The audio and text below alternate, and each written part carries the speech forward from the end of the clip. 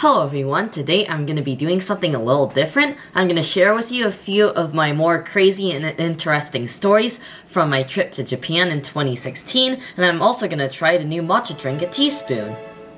Alright, first thing first, I'm going to try our Matcha Royale drink, but just make sure that you don't go away, because I'm going to have some really crazy stories from my trip to Japan, but let's just go ahead and give this Matcha Royale a taste. Wow, that is really sweet. I got it 100% sweetness because usually matcha is quite bitter, but next time I'd probably get it around 75% sweet, maybe even 50%. Now let's get it with a little bit of a boba. Oh yeah.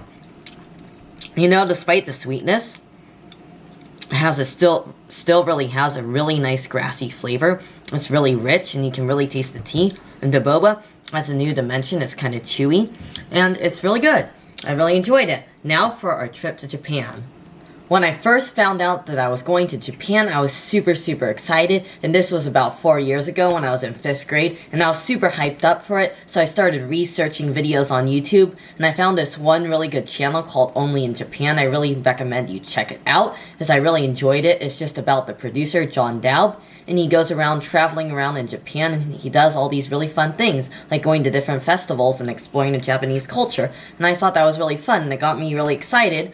But for those of you who don't know, that was my first time traveling internationally ever. Since then, I've also gone to Paris, France, so that was my second time traveling internationally, but I was really excited about this, and as you can see here by the pictures, I was really excited, and we were flying ANA, which is one of Japan's main airlines, and I have a picture of my ticket here, and I was just here at the gate, and on the ticket you can see all the information, so I was just really excited about it.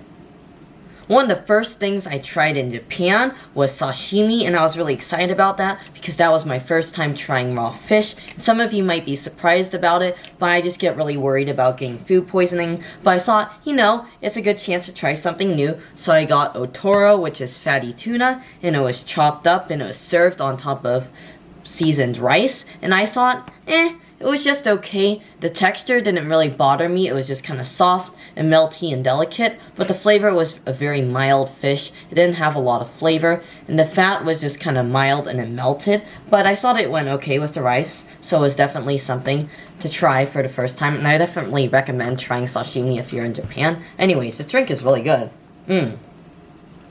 Highly recommend that, the Matcha Royale. Another thing that I was really excited to try in Japan was Kobe beef. And for those of you who don't know what Kobe beef is this really prized beef in Japan.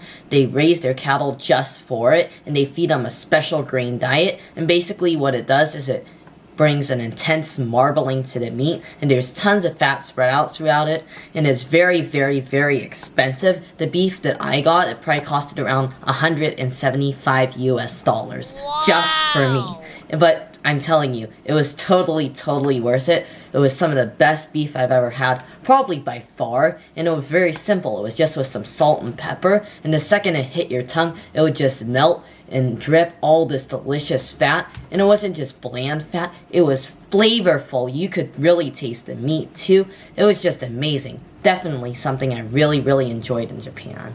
Some of you may be wondering, what's so crazy about this trip so far? It just sounds like a fun food trip. Well, here's one of the crazy stories. So this is Donthombre. It's an area of Osaka. I forgot to mention earlier that the Kobe beef and sashimi I tried was all in Tokyo, but this is when we went to Osaka. And basically Donthombre is a street food area of Osaka. You could really just live there for like years and never try it all. It's this huge area. It's probably around like 4 square miles, or I don't really know. I don't really know what I'm talking about, but it's this huge area just full of street food vendors, and it's so amazing. I tried some takoyaki, and I tried some other stuff, and you can see it's very bright and colorful and all, but there's this one part I want to share with you guys. So there's this one vendor, and he had this very sticky ice cream, almost suspiciously sticky. It was almost like an alien blob from a movie. Unfortunately, I don't really have any pictures of this, so you're just gonna have to go by what I say, and it was super stretchy, and later I found out that it was Turkish ice cream.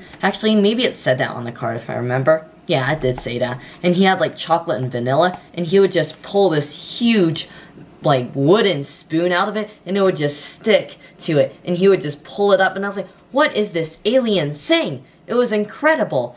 And then he would serve it to people, and he'd be like, hey, you want some ice cream? And he actually said it to me, and I obviously declined because it was kind of sketchy with that food handling, as he was just holding money, and he wasn't even wearing any gloves or a hairnet or anything. What? But he would offer it to people, so they would come up, they'd pay him their money, he'd get the cone out, and then he'd stick the ice cream on top, and then he'd pull it off. Or actually, no, he wouldn't pull it off. He'd just hold it like this, and it would literally levitate. It was just stuck to it. And then he would just be like, here you go, just pull it off of my thing. And then they would reach their hand out, and then last second he'd be like, whoop! And he'd pull it off, and he'd like flip it upside down, and he'd like spin it around and do tricks. Wow. And he'd be like, you didn't get your ice cream yet.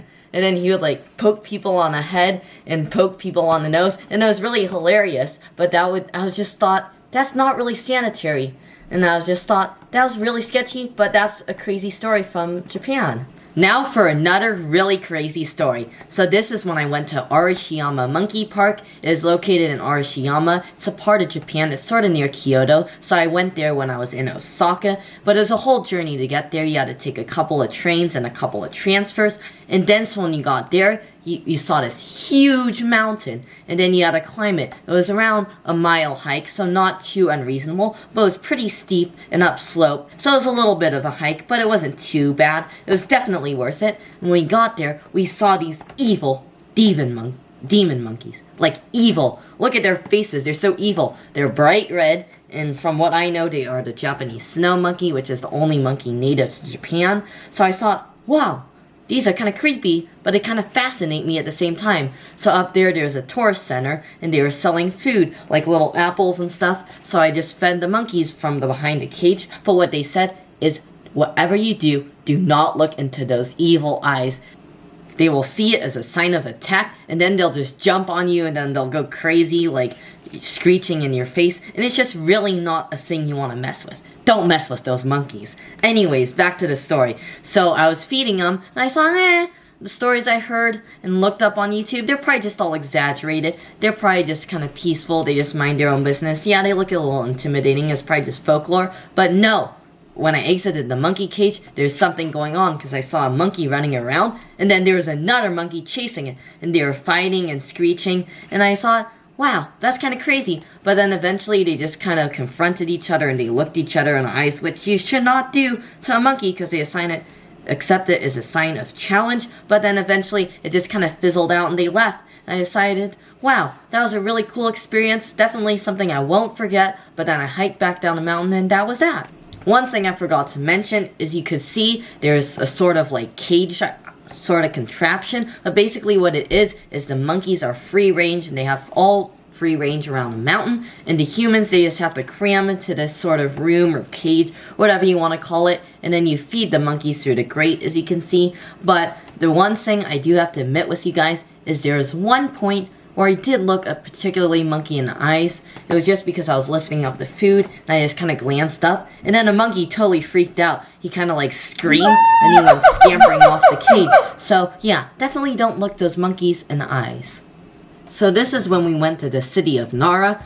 It's very famous throughout Japan for being known as the city of deer, and basically it's the city where deer are really treasured, and they just roam around the streets. That's right, feral deer. And what's really cool is the locals treat them really kindly, and they have all sorts of vendors and stands set up with what they call deer senbei. It's basically just like a bland rice cracker, and you can purchase some, and I decided, I was gonna feed them. But before that, I did some research, and I discovered these deer are kind of temperamental. They are kind of angry, and I thought, well, maybe I'll go in the afternoon, maybe they'll calm down. And turns out that was a good idea, because in the morning they're very hungry from spending the night outside, obviously. So they're kind of temperamental, and they'll bite people, they'll jump on people, and they'll knock you down. And it was kind of scary. So I was like, I'm a little nervous about this. But I bought some rice crackers, and I decided to feed them. But it turns out they're kind of full, and they're really, really lovable. They're just like big teddy bears or large dogs, and you could just pet them. which I did end up doing, and their fur felt very interesting. It felt kind of scratchy, almost like a brush that you'd use to comb your hair, but they were very nice, and they were very delicate, and they would just kind of use their tongue and just gently take the rice cracker out of your hand, but I think that's because they were kind of full. Anyways, the reason that was so crazy is because I was totally not expecting that to happen. I thought I was probably going to get attacked, or go to the hospital, or something terrible was going to happen, but it turned out to be just fine. Alright, here's another story for you guys. So this is when we're back in Tokyo. So I went to the famed Tsukiji market. Unfortunately, they are now closed. They have been closed for a few years. The reason they closed and had to move locations is because of the 2020 Olympics that never happened, unfortunately. Very, very unfortunately. Anyways, but it was almost like this huge area of warehouses, almost like multiple city blocks, and then they had all sorts of shops surrounding them. So we hired this private tour guide just to go around with us, and his name was Kenji, and he was around 80 years old, and he was very, very fit. He was incredibly fast, and he was navigating us through the subway lines, and we literally couldn't keep up with him. Imagine that. Me not being able to keep up with an older man. Crazy, right? But he was in perfect shape, so he led us around Tsukiji Fish Market, and there was just so many types of fish, so many types of sea creatures I have never seen. Something you wouldn't even see in an aquarium. One of the creatures I saw was a bluefin tuna. Those are really prized in Japan for their famous sashimi, and they can sell for thousands of dollars each, and I was really lucky enough to see one being carved up in front of me, so I thought that was really cool. And also, after we took a look around the fish market, they had a lot of outer markets where you can just sample food, and we ended up trying a tropical fruit, and I thought that was pretty good. And I also tried some crickets, which, you know, I've tried before, and they were light and crispy, and they had a light soy flavor, and they were really delicious. Alright, here's the final story. This is where I tried fugu, the famous pufferfish in Japan. So before I went to Japan, one of the things I was really excited about was trying fugu. It's pufferfish, and they're very, very deadly, and if they're prepared incorrectly, you could die.